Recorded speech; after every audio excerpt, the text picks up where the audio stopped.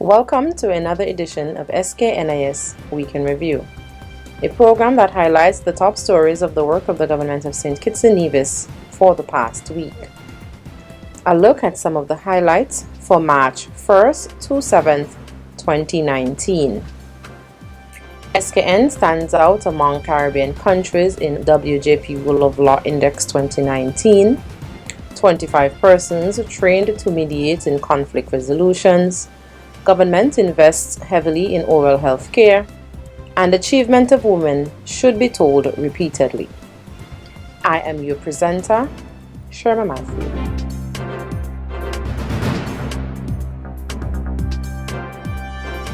Rankings from the World Justice Project WJP Rule of Law Index 2019 report shows St. Kitts and Nevis ranked 30th from 126 countries and jurisdictions worldwide. Only Barbados at 29th place ranks higher than St. Kitts and Nevis in the Caribbean region.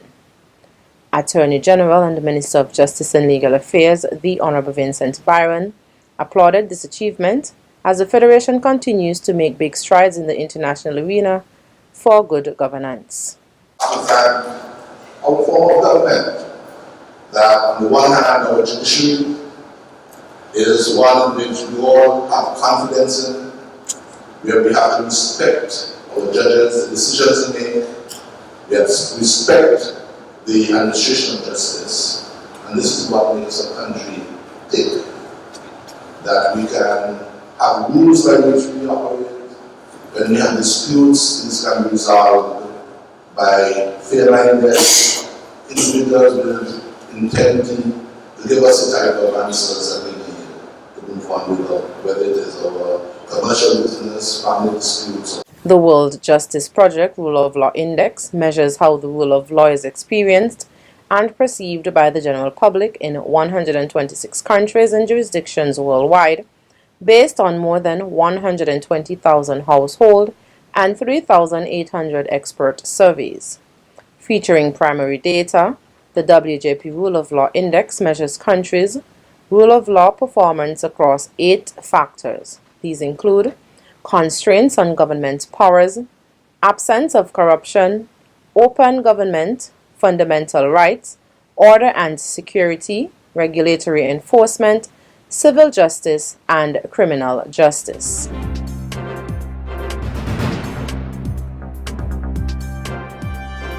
The number of cases that go to trial in St. Kitts and Nevis is likely to be reduced following the introduction of the 40-hour Mediation Skills Program 2019 on Monday, March 4th at the Royal St. Kitts Hotel.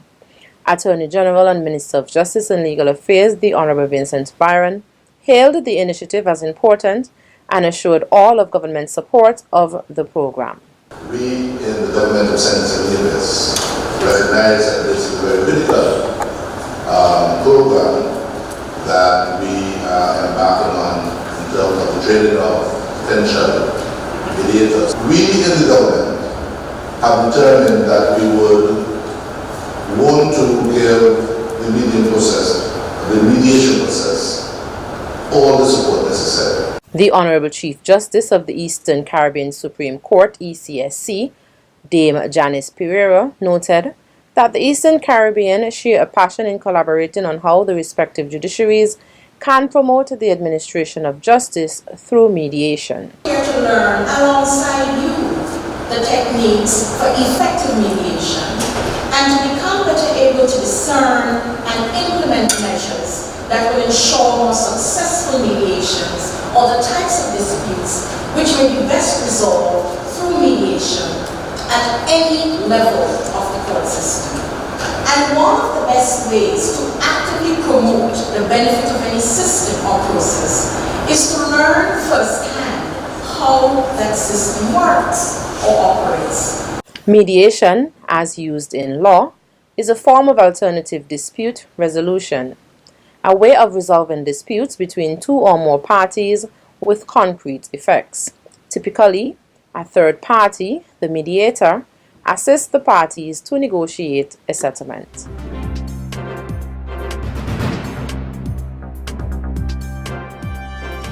Services at the Sir Lee Llewellyn-Moore Judicial and Legal Complex in St. Kitts are expected to be expanded with the construction of an annex that would house a third Magistrates Court chamber and a mediation center dedicated to criminal and family matters. This was revealed by the Honorable Vincent Byron, Attorney General and Minister of Justice and Legal Affairs, at the opening ceremony of the 40-hour Mediation Skills Program 2019, who noted that construction is expected to begin in a few weeks. This gives us the type of infrastructure to help facilitate, as it was, the administration of justice in English, and continue to ensure that the rule of law here in our small but dynamic federation is upheld. The rule of law is the bedrock of any democratic society. The Attorney General, Minister Vincent Byron.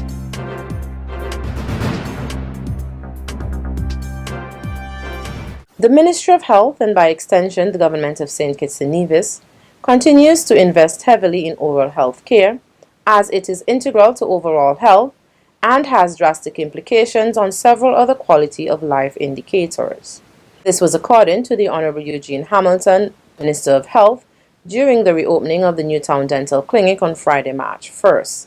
Minister Hamilton touched on the issue of nutrients, noting that they are typically drawn from the foods consumed and enter the digestive and circulatory systems. The vital mastification process is heavily dependent on the quality of our oral health and is considered to be one of the most significant factors that could adversely affect the quality of life. It is therefore why my government invests heavily in providing free dental services to the people of this country, especially to the youths attending schools and colleges.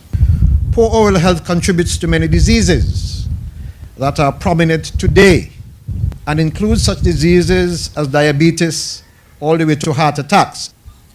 As a nation considers, and as we consider universal health coverage, we work to bend the curve on all chronic diseases. Minister Hamilton encouraged all to take the time to invest in oral care, as this can reap significant benefits not only to one's dental health, but their overall health.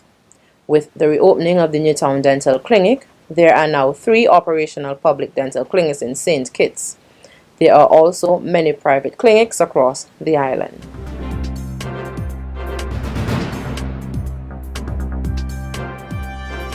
The achievements of women across the world, particularly in male-dominated fields such as science, technology, engineering, and math, does not seemingly get the same level of publicity as those compared to their male counterparts. Officials in St. Kitts and Nevis would like to see this change on a national, regional, and international level. Sarah Owen, head of the University of the West Indies UWI Open Campus, St. Kitts and Nevis, touched on the underreporting of accomplishments on Wednesday's March 6, 2019 edition of the radio and television program Working For You. Women have been doing a lot in STEM for all time, so historically. Yeah. But I think it also comes to the story that's being told, and historically who told the story.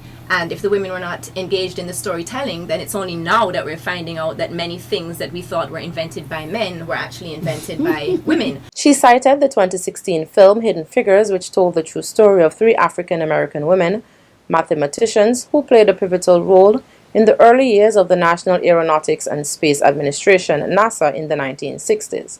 The UWI official said that the movie is just a sample of many achievements by women over the decades.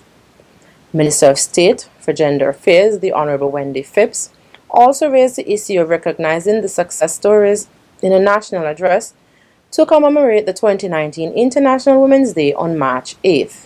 She highlighted the work of the late Iraqi-British architect Dame Zaha Hadid, whose award-winning designs are modern architectural and engineering marvels that distinguish the business landscapes and skylines of major world cities.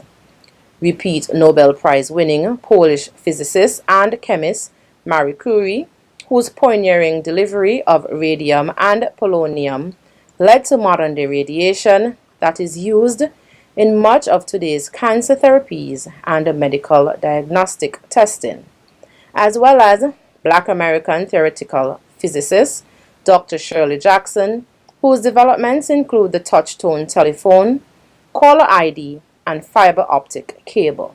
The histories, challenges, and discoveries of such women should be told and retold as an inspiration to current and future generations of young women. In this way, they will understand that greatness is within their reach if they would only believe in themselves, persevere, and trust God in all things. The Honorable Minister Wendy Phipps.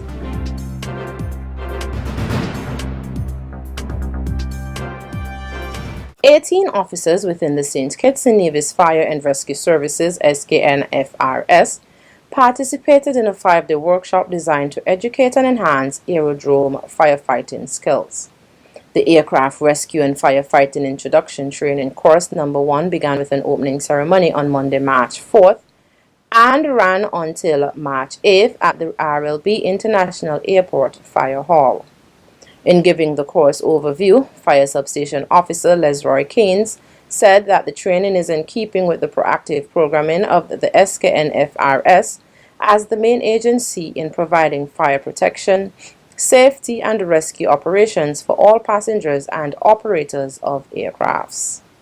These aerodynamic machines, either company, charter, or privately owned, operated, are equipped with modern technology and constructed with several combustible materials. Therefore, it is vitally important for the firefighters to be educated about aircraft rescue and firefighting techniques that will effectively enhance their firefighting skills. Lecturers for the 5-day course were Fire Substation Officer Lesroy Keynes, Fire Substation Officer Tulu Rommel Williams, Fire Substation Officer Timothy Martin, and Fire Station Officer Tita Rosemond.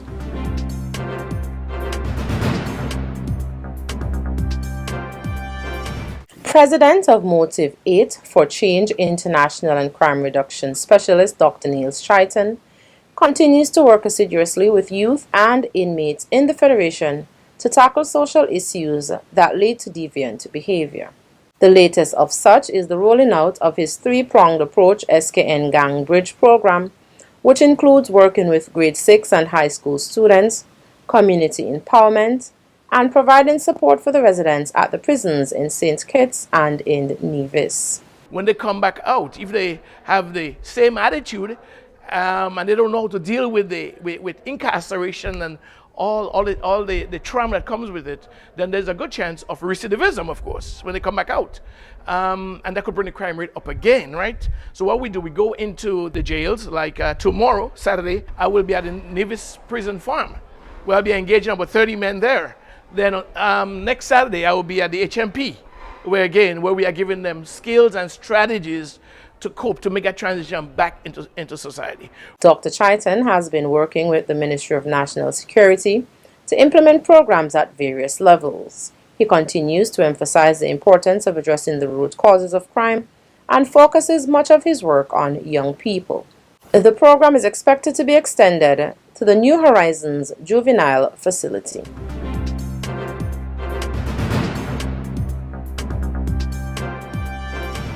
St. Kitts and Nevis has signed a sector budget support program with the European Union for €5 million, equivalent of EC $15.437 million, aimed at supporting the country in advancing towards energy self-sufficiency from local renewable energy sources. The overall objective of the program is to develop a sustainable energy sector through increased integration of renewable energy and energy efficiency technologies in public facilities.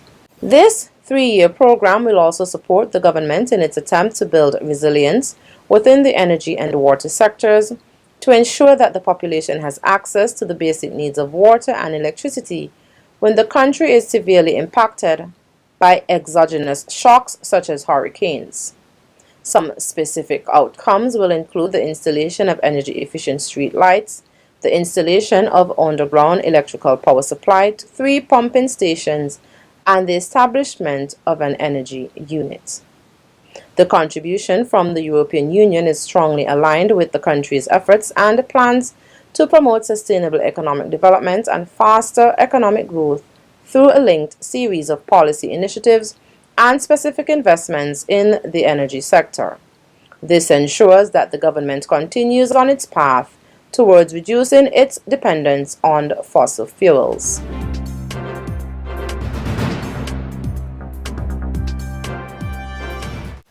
Thanks for viewing another episode of SKNIS Weekend Review. I am Sharima Matthew. See you next week as we continue to update you, the general public, on what's happening in and around the Federation.